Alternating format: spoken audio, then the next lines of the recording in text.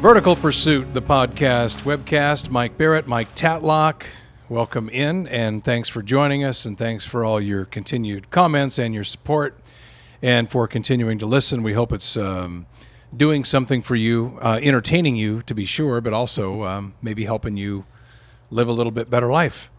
And since we last did an episode, we both shot an elk, which was awesome. We might have to weave that into the story at some point. We got to weave that in. I know we would. There's no way we can not talk about that epic night. Yeah, we had an epic night where, we'll it'll weave in. There'll be a parable in there somewhere. Yeah, that'll have to come up naturally. I was thinking about earlier, how are we going to weave in the hunting story? I thought, well, it'll happen. It always does. But, you know, the one thing that I was thinking about, which does relate to this, we have a very good friend who allows us to hunt on private land and never lets us compensate or do anything back. Yeah. And I always feel bad. Mm-hmm. And when I'm driving home, I'm usually feeling bad. Yeah. And then even today, I had somebody gift me with something. It was some work at my house, and I was all ready for it. It was going to be a significant repair. And I'm like, and then they're like, nope, we got it because you've done a bunch of stuff for us. And I'm still feeling bad about that. And then, you know, and this does kind of relate to what we're going to talk about, and it has a lot of different twists and turns, this topic, and I'll get to some of those too. But the first thing is to admit that I am a extremely poor receiver, and it frustrates me that I am that way because it frustrates me when others are poor receivers. Yeah.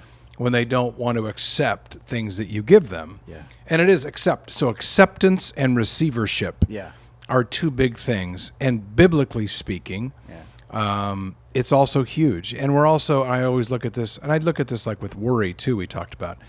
We're kind of commanded to be good receivers. And if you're not a good receiver, then it leads to this question of worth. Yeah. And then it gets in the way of worth. And so I don't know. I relate it to, compliment. A compliment. You know, hey, it's a great looking shirt. Where'd you get that? It's nothing. And so years ago, Christmas Eve service, when I was still doing the NBA broadcasts, you guys would have me read a story. Yeah. And then I'd always try to have a little bit of a teaching in there. And what I basically said at one of them was that I talked of the whole... The thing we tell our kids is it's better to give than receive, and no, it's easier to give than to receive, and so you can talk about this as it relates to people's worth, but I think the biggest thing is to both, for me, to surely admit, and then in my marriage we're both givers, we're both pleasers, my wife and I, and so we're both trying to give to each other, and both aren't good receivers. Yeah. And it's not like we have a lot of conflict, but that is something at times that I'm like, geez, just receive it. And she says the same thing to me. But what do you, on this whole issue, because you, as a pastor and an NBA team chaplain, you are at times, people will give you things, give you gifts.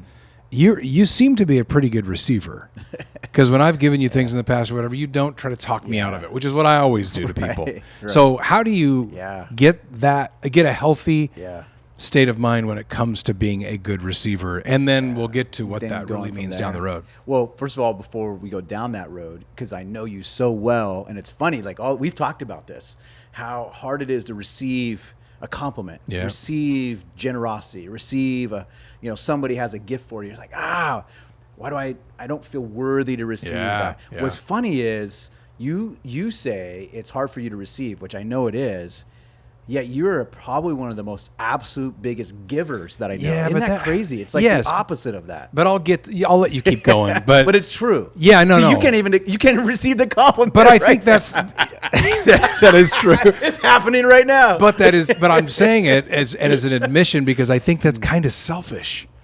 Because a lot of times the giving of it, that's more for me. Yeah. I worry about that. I'm not saying that. But I think about that sometimes, and I think maybe that's more for me. It isn't, because I love to. You do. I love to bless people. I love that. Keep going. I'm sorry. Well, but it's true because, and what's so great, I always know a really good gift giver is because of how intentional or specific they know the person received. Like, oftentimes people will give gifts because they'll be like, I know I'd love to get this gift. Like, I would love this gift, so therefore I'm going to give that exact gift to somebody else. But when someone who's like, they're given a gift and it's so specific because they know the person, like one of the things, like people know this as they listen on the podcast. Like my wife has some health issues, and in our friendship, you guys have been you and Shelly have been so kind and gracious. You invite us over. We're at your guys' house for dinner the other night, and you're sending me texts, and you've brought over barbecue to our house just because you're like, hey, I bet she's had a hard, long day or just tired. And so how can I bless you guys? I'm cooking some stuff on the grill. And I think this, you're like so fine tuned to, her dietary restrictions. You just want to be a blessing. You're not saying, oh, I think she should have this because I would enjoy it. Yeah. You're going, I know that she has some restrictions. So how can this really bless her where she's at? That's a good gift giver, is they're thoughtful of what the person they're receiving it. And that's you. That's why I say, I think you go beyond just giving gifts. You actually know the bullseye to bless the other person. But so something happened to me years ago, because I have had to learn the same thing to receive, but because it is hard. And I think I've learned to acknowledge it on the surface and then walk away having that battle inside my mind. So here it goes back. Bern and I, we were young. And we were married college students, dirt poor, like we had nothing. And I remember a guy who was a coach, a sports coach, that somehow we got connected. And he showed up at my house and he's like, hey, I have some money for you. And I remember like, no, I don't want your money. He's like, no, I know, you guys are like married students, and I know you need some stuff. And I prayed about it, and God just told me I'm supposed to come. It's like maybe $50. And back then it might as well have been $5,000, right? For us. He showed up at the house, and I kept saying no. I kept refusing to receive it. And to be honest, it was pride for me. Yeah. Because I'm like, no, man, I got this. Like, I'm man of the house, man. I provide for my wife. Nobody takes care of me. Yeah, exactly. And that's exactly how, I was taking that, and I kept saying no. And then he looked at me and he goes, this is what he said. He goes, don't rob me of the joy of giving. And I was like, oh, man. So receiving, it's something for both of us in that exchange, in that moment of exchange where one person's giving somebody else, whether it's a compliment, a gift, their time. There is two things going on. There's me learning to receive and letting my pride go down, getting my ego out of the way, but then also not robbing that person of the joy they get for giving. And so it's like mutual. I had to learn that lesson. So now every once in a while, someone will come and be generous and say, hey, here's something for you. And I've had to learn that how I do that, I got to be really careful I don't rob that person. If I kind of take it begrudgingly or I downplay it, sometimes it's like, oh, yeah, thanks, appreciate it, and kind of just walk away. When it's like taking the intentional time to acknowledge that their gift may have come from sacrifice. Their gift may have come from, really praying and hearing from the Lord. So they're stepping out in obedience. And so I don't want to minimize what's happening in their heart and mind to the point where they're giving, because something's happening on both ends. That's something I've been processing for a while. And it does. Yeah. And it makes people uncomfortable to receive. Totally. And I think it also, and this may be a stretch, but I think it also requires intimacy to receive. Good. Yeah. And people don't want to go there, especially guys. Mm-hmm. And then when it comes to I was out at a friend's house, I don't know, a couple weeks ago, and there was somebody there working on his garage. And this guy started talking about this podcast. And he said to the other guy, hey, Mike, he said, you got to listen to this podcast. He said, and Mike said, I heard, just kind of mumbled it. He goes, I'm not worthy of listening to anything like that. He goes, that's not for me. I couldn't. Yeah. And I said, what? And then he said the same thing. He goes, no, man. And then I had somebody else tell me the same thing. Another guy, another friend, the other night was texting with me, and I said something about, I think it was on the podcast, might have been on church or something. And then he said the same thing. He said, that's great for you guys. He goes, but I don't belong in that conversation. I'm not the kind of guy who's even worthy of that, and that's not for me because and I said, man, and that's where it brings in this whole thing about worth. Yeah. So how come more for guys, I think, they get stuck on this worth, and I think today it's probably a bigger issue than it's been, especially with men, because they're just so beaten down. Oh, totally. And so they feel unworthy. Yeah. Therefore, they hide it by never giving into any kind of intimacy, especially with friends. Yeah. As far as being known, right. You've talked about the greatest fear, which I think it is, of men is being known and being rejected. Totally. Therefore, I'm just not going to be known by anybody. Exactly. And I think when it comes to being a receiver of even something like a podcast, well, I'm just not going to even dip into that, because then I've got to start thinking about it, and then I've got to start being honest with myself. Yeah. And I think some guys, and these are the guys that are tough, the ones that are right there, where they're a supporter of it. Yeah. And they believe to an extent, but not too much, because that requires something of me. Totally. Well, and I think like the 2 or 3 negatives that come to my mind, and we really need to hone in on the worth piece, because I think that's a bigger conversation in this podcast. But, think about this. Some of the other reasons we don't receive, one, like I said, it's ego, it's pride. I don't want anybody to know that I need them, or I'm dependent. I'm like, and that's why I think some of the masculinity that we deal with, there's masculinity that's attacked in our culture right now. Men are beat down. You're a villain if you're a man, and if you want to express your masculinity, it's automatically toxic and all those sort of things. There are some unhealthy parts of masculinity that we need to look at. And one of those is this idea of like, I don't need anybody, right? And so if you're going to give me something and I have to admit that I need it, that ego gets in the way. I think sometimes we don't receive gifts or compliments other than the worth issue is because of a lack of trust, right? It's I'm getting played. Like this is like a bait and switch. Somebody's giving me something here, and they're schmoozing me. They're trying to, they're playing me, and so I don't know. I mean, I see this all the time with NBA players, and you saw this too. Was people are always like fawning over them and stuff, and they're kind of like, yeah, but I think you just want something from me. Yeah. And so I don't know if I can trust, and if I receive it, or even taking another step. Man, if I receive something, I'm now in debt to you, and there's a sense of like, well, I owe them now, and those are all complications around receiving. But on the worst side, I think deep down inside, we all struggle with that sense of, man, I don't deserve, like you were talking about. I'm unworthy. I can't deserve any grace. I can't deserve any favor or compliment, or somebody's seen something good in me when only I'm going to see the bad in me. And so we tear ourselves down. We keep score. And most of us are looking at our scorecard, and we got a long list. And we do that with God, though. Yeah. And I think if we do that with God, we're definitely going to do it with other people. It brings me back to, as a pastor, I've had people walk in on Sunday, no joke, men and women walk in on Sunday. They were invited to come to church. They've never been to church before. And I've literally had people kind of walk in with their head down, guarded. And I'm like, man, their whole body language, like, why are they just look uncomfortable. And as I talk to them, they will literally tell me, I thought by coming to church today, I was going to get struck by lightning, or something bad was going to happen. So it's sort of like a vampire, with like the sun comes up and the skin is starting to melt. And we were watching a Simpsons episode the other day. You brought it and told me when about Homer that. saves his kids from being baptized by Ned Flanders, and the water hits Homer and it sizzles on his skin. Totally. It is kind of funny. But there's so many people who approach God that way. Like, man, if I get close to God, if I come to church, my skin's going to boil and I'm going to get hit by lightning because I'm so unworthy to come into his presence. Yeah. I'm so unworthy to be around other Christians. And I think that goes to that core issue of worth. And I think for some people too, and I know the people you're talking about, they get invited to church, and I'll see them come in or whatever. And it isn't always just church, but it's like, to them, it seems like it's like a whole can of worms. Yeah. And I've avoided that. I've sat it in the corner and I haven't looked at it, and I've hoped it would just go away. But if I get in there and start stirring this up, I don't know what's going to come out. Therefore, I don't feel comfortable with this.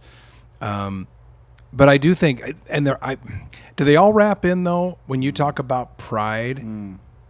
Because pride, I think sometimes you get a pass for saying I'm prideful. Everybody goes, oh, okay, well, you're proud. You're a proud guy. Right. Because they don't understand the negative connotation of pride. Right. But pride isn't a good thing. Yeah. I mean, in the way we're using it now. Yeah. Being proud of your son, yes. Yeah. That's where I used to get stuck with it. When people talk about pride, and then they say false pride. I say, okay, I get that a little more. But it seems like the insecurity and the pride and the lack of intimacy, the lack of even wanting to get to know yourself or be honest with yourself lends itself to you not being able to receive anything. And then it just affects every relationship you have. Absolutely. Well, I think like I told you the story the other day, and it's a story I always come back to. My neighbor Bill. My neighbor Bill, when we were living in Canby, Oregon, and we moved in this neighborhood, Bill lived across the street. Only way I can describe Bill's this just massive, tough-looking dude, like the baddest-looking dude I've ever known in my life, personally. I mean, just inked-up tat, neck down, full-body tats. He's from Hawaii, and so he'd always say, "What's up, brother? What's up, brother? Brother Mike, what's up?" And he was part of the Hawaiian Mafia, which I always think if you're going to be part of any mafia, the Hawaiian Mafia would probably be a cool mafia to be a part of. But he was actually that guy. I mean, he was the toughest guy. One day, somebody slashed our tires because, that happens in Canby all the time. But I don't know. But somebody literally, he comes knocking on my door and he's like, "Brother Mike, I walked by, all your tires are flat. Somebody slashed your tires." And he goes, "Who do you think did it? I'll take care of him." And I was like, he was going to take care of him. He'll go visit these people. Yeah. So, and I always joke, it's good for a pastor to have a guy. Yeah, you need a guy. I got a guy, But I'll never forget the day we drove home from church, and he's sitting across in his driveway, and he looks over at me. I'm walking in the house, and he's like, "Brother Mike," and it's not like, "Hey, Brother Mike, what's up?" I can tell something's hard. He says, "Come over." So I walk over. We're standing in his front yard, and he said, "My sister just died," and it was tragic, unexpected. And the baddest dude that I've ever seen, toughest looking dude, buries his head into my shoulder and just starts weeping and crying. He's grieving his sister. And so, I mean, you got to imagine the scene that's happening. I'm thinking, what are the neighbors thinking? And just talking with him. And then he says something I'll never forget. Man, this has haunted me.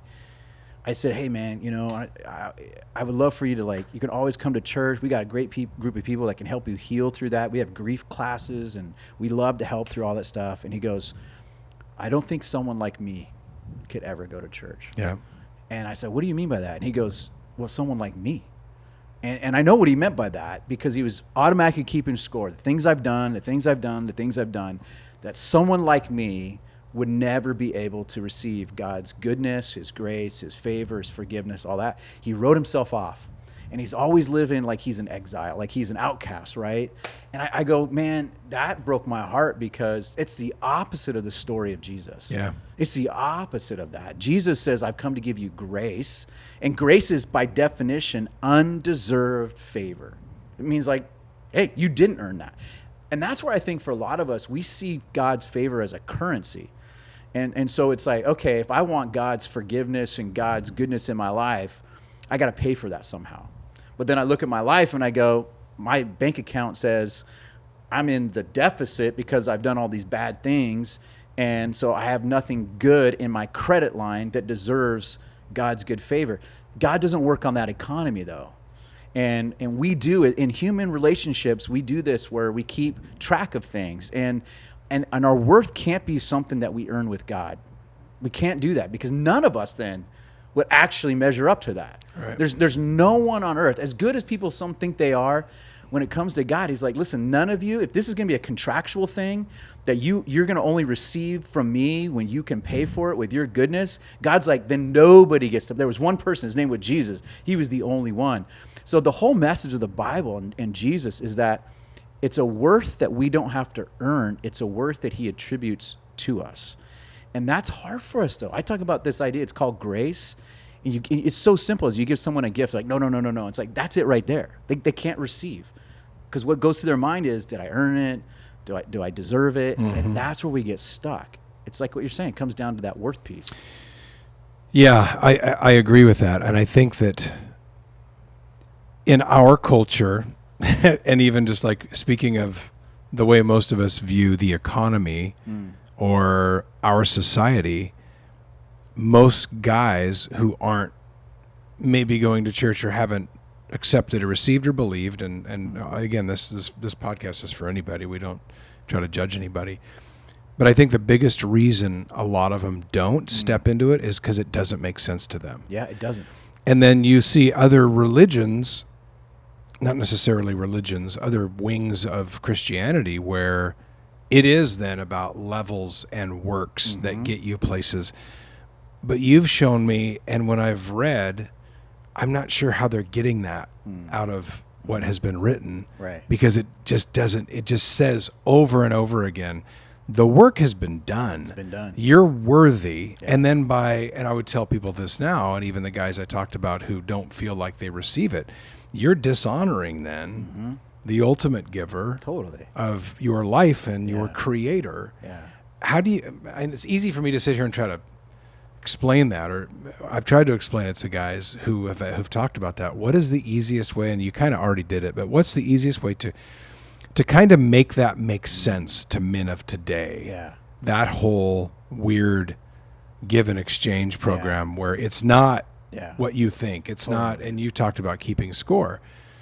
So many guys do that, and I think it keeps them from this ultimate life and receiving that ultimate life from the ultimate giver, your Heavenly Father. Yeah. So the thing I would say is the difference between deserved favor and attributed favor. Okay, I'll explain it this way. Like if I go to your garage right now, I love your garage. Your garage is sick. I love it. I mean, yours isn't bad either. Yeah, this is fun too. But I love going over to your house and sitting in your garage, super man cave, and I mean you've got all the cool rustic barn wood that you put up, and you've got all these amazing like just amazing signs in there. And those who are listening probably haven't seen that, but tell everybody right now, and this I'll make my point, but what's hanging on the wall in your garage? You got a lot of them, and why do you have those? And I'll make sense of this in a second. Oh man, you got a lot of lights in there. And I got a lot of old neon. Yeah. Not a lot. I mean, I have some old neon. Yeah. Well, one of the biggest reasons I have it is it reminds me of being a kid. Yeah, exactly. And my grandparents in Idaho, where I was from then, owned a grocery store, and next door was a bowling alley. Yeah. And I used to go to the bowling alley back in the day, everybody's just blazing heaters and rolling. And it was just that was back in the day. Smoke. And but it was all these old neon beer signs. And I just, for some reason, and I even have a few old beer signs from the 50s and 60s that still smell like cigarette smoke. Yes. And whereas cigarette smoke drives my wife nuts, I like it. Yeah. Because it stirs up memories in me. It does. That reminds me of, I'm probably going on a whole different path than you were trying to get me to go on. This is exactly what I'm saying. Okay. Exactly. You're making my point. You're making my point. Okay, good. Because I don't know where you're going, but I'm just telling you honestly Yeah. why that stuff moves me. And when I flip on my whatever, 10 or 12, 15, whatever, old neon signs in my garage, it warms and it reminds me of, not that now isn't happy, but it reminds me of growing up and being a kid. It makes me happy. And that's my point. And I knew that. That's why I knew you were going to go there, because I was trying to predict an answer accordingly. No, you made my point. Okay. When I sit in your garage and I'm looking up, and you're like, Mike, that one reminds me of being in the bowling alley. It reminds me of the smell of the smoke and being there with my dad and my family. Yeah. And I can tell like that sign that's hanging in there, to anybody else might be, and I'll use this word, like disgusting, somebody who doesn't like the smell of smoke or whatever, but to you has great value and worth. Yeah. Why? Because you have attributed worth to it. That sign did not earn any worth. It's a sign. Why? Why is it not, disgusting or something like that to maybe somebody else who does? Because it has so much worth you've put on it. We are that sign hanging up in the house of Jesus. And we look at ourselves and go, man, I'm disgusting. I have no value. I have no worth. Jesus looks and said, do you know I died for you? You know how valuable you're so valuable that I went to the cross and I died for you. I can't think of any more way to give somebody value. The Bible says no one has any greater love than lays down his life for his brother. Jesus is like, this is how valuable, this is how much worth, you are so worthy and so of worth that you hold, because I have died for you. And so we have to learn as men and women, but men, I just want to speak to you. You have got to stop keeping score and start receiving that Jesus already paid the ultimate score, the ultimate price. He attributes value. This is why we will never walk in our sense of worth if we don't know how to receive the worth without us having to add our own payment on top of that. And that's what I think people do. They look at the payment of Jesus and they're like, that's cool, it's cool. But I got to pay on top of that. I got to pay the tip. Jesus did everything. We don't have to tip it. He paid the full price. And it reminds me of there's one verse in the Bible that a lot of people heard this. Jesus came up out of his baptism, and the heavens opened up, and it said, the Father in heaven said, "This is my son. I'm so proud of him." Just speaking worth over him. Well, later on in the New Testament, it says that when that moment happened, here's the verse. When Jesus came out and the words were spoken over him, words of love and favor, it said in that moment, Jesus received honor and glory. It says he received. So even Jesus knew how to walk in his worth because he knew how to receive it. He listened to the words of his Father. And the words for honor and glory there is the words that we get for purpose and identity. And it said that Jesus had to receive it, but because he did. So I think for a lot of us as dudes, man, the world's going to tear you apart. The world's going to look at you and say, you're a piece of crap. You're a nobody. You're going to hear that from people. You're going to hear that from culture. And that's going to play into that idea of I guess they're right. I guess I am unworthy. And that's a whole other spiritual warfare thing. The lies that we entertain about our unworthiness. But we got to say it's enough that Jesus says, I have worth. And that's where we can rest in that. We got to receive that if we learn. So now we just say thank you. Right. Without any deflection. Exactly. Which always happens, which I'm so bad about, is deflecting. It wasn't that. It was so and so. And I know. I'm terrible about it. I gotta figure that out. And I can sit here and I can call it out in other people, but it's always hard to call out in myself. As far as redemptive, as we start to get to the home stretch here, you were talking about the Bible, and it popped into my head, and it's for people who are followers and believers and who spend any time in the Word. They know who Paul is, and I mean, Paul wrote what 3/4 of the New Testament. Yeah. I don't know if I ever knew until maybe 10 years ago did I ever look at the stuff Paul did before he had value assigned to him then. But a guy who is literally mocking and trying to destroy the church and destroy believers, committing heinous crimes. And then turns out to be. And this is why I always love, and some of my closest friends now are people who have been through horrific stories, stuff that they've done to blow their life up. And then it seems like those people tend to be the ones who get to the point where I'm talking about. They're the most intentional receivers out there, and they're also fantastic givers. I'm not saying that if you haven't ever been through anything, you're not worthy to do that.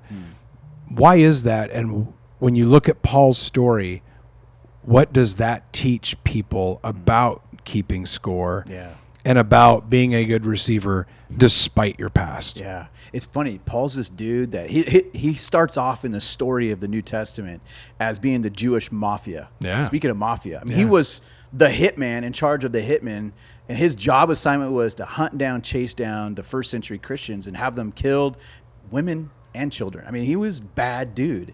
And so he had that rap sheet. But then later on, he was also a Jewish Pharisee. And so in their world, he had the resume of being this elite education background. So he had both the rap sheet and he had the resume. And at one point he says, I actually consider that resume crap. I mean, he's like, it's dung, it's garbage, it's trash. And he goes, even my best of my best is never going to be good enough. If all we're here to do is earn our worth, he's like, I could brag. He says that. He goes, I could brag and tell you I'm better than everybody else. But he's like, actually, man, I traded in that resume of all the good things I've done, because whether it's the bad things he did or all the good things he did, he said it can't be about that scorecard. And he says that scorecard, he burned it. He said it's garbage. And he said, I got to learn to just receive by grace. And so he burned both scorecards, both his accounting of the negative things and his accounting of all the positive things. Yeah. And you know what? We all know, listen, if you're listening right now, keeping score is a burden. It's a burden. Jesus said, I've not come to put that burden on you. That's a religious burden. Jesus said, I'm not sitting here. Religion says you have to earn your worth. And there's every other religion in the world that says you got to earn it, or God's going to be after you, and God's going to, destroy you if you don't, all that kind of stuff.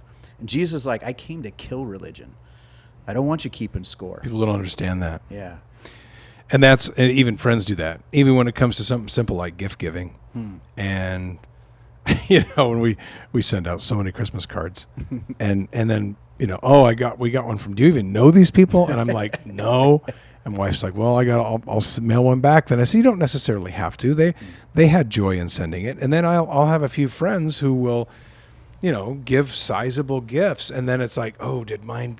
Can I have that back because I didn't spend what you spent? Yeah, right, exactly. It's a good example of this exchange. It is totally keeping score, and it's exhausting. It is. Because I'm doing the math in my head, and my dad, when my dad was alive, we always laughed at him because we'd always be kind of unwrapping Christmas gifts, and first question he always asked, which he just kind of said what came to his mind was always, what did this cost? What would something like this cost somebody? And he was always feeling bad that somebody spent money on him. I'm like, yeah, don't ask that. That's not a question that you should ask at this time. But it's always like, he likes it, and then it's like, what would something like this run? And right in front of the whole family, I'm like, don't do that. Because then everybody else is starting to do the math in their head. Did I get him something that was worth? It's kind of funny. But that is a good example, but what I was talking about in the way that I deal with receiving a gift. Did I give something back of equal value? Yeah. I would say the last thing before we wrap up too is that if you're deciding, instead of learning to receive this thing called grace, which is favor that's undeserved, which means, okay, man, I got to learn to just say, it's not about my scorecard. It's about receiving God's grace. Because when you receive God's grace, it's easy to take that and apply that to our other relationships. Because what will happen is this: if it's all about scorekeeping, it always leads to paranoia.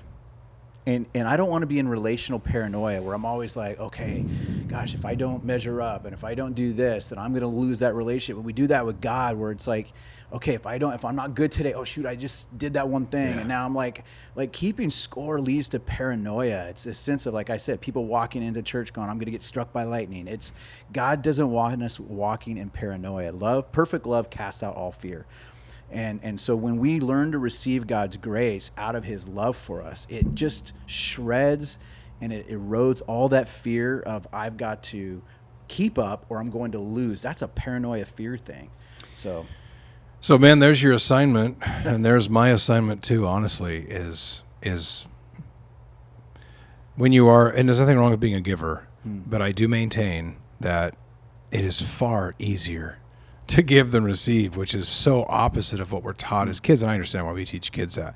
You want to be selfish, you want them to learn how to give, but man, you got to be a receiver, and you got to figure out how to do it. And some of these stories that we've talked about, some of these comparisons, dive in and read about it, and just read skills. And we've tried to give you some, but things that you can maintain and build upon to where you can get to that level of being that great receiver so that you're not dishonoring the ultimate giver. Yep. They always talk about being a gracious giver, but be a gracious receiver. It starts with literally just saying thank you, or one that I've learned to say because it's easier is just thank you. And then on top I'll say, I really appreciate it. Yeah. It's just even saying that, acknowledging that. Don't deflect anything or, and just say, thank you, appreciate it. Thank you, really appreciate it. And just the simplicity of that, those words can help translate into our hearts and minds. And your worth too, because the worth, you do deserve all this, and you deserve everything that, even if it doesn't always make sense, don't steer away from it. Don't let pride be the factor that keeps you from a relationship that ultimately leads to peace, which is what I think we all want. We appreciate you always listening and watching. This is on video as well as audio. I know most people just listen to Vertical Pursuit via Spotify or iTunes or on the Vertical Pursuit app, but it is also a video podcast, which somebody said that, what's the term for that? A vid?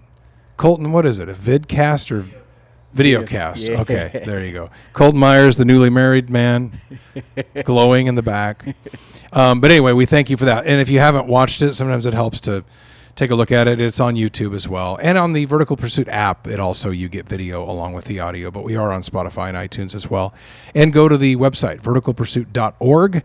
There you'll find a book that he wrote on Vertical Pursuit. Kind of gives you it's more of a playbook kind of too, right? That's a great way of saying it. It's not just a lot of the stuff we talk about, but it does give you some really good instructional stuff and some tips to try and live a better life, as Andy Stanley would say, with a lot fewer regrets. So we'll see you next time on Vertical Pursuit. We invite you to subscribe to our podcast, comment, or message us, and check out our website at verticalpursuit.org. Download the VP app and check us out on Instagram, Twitter, and Facebook.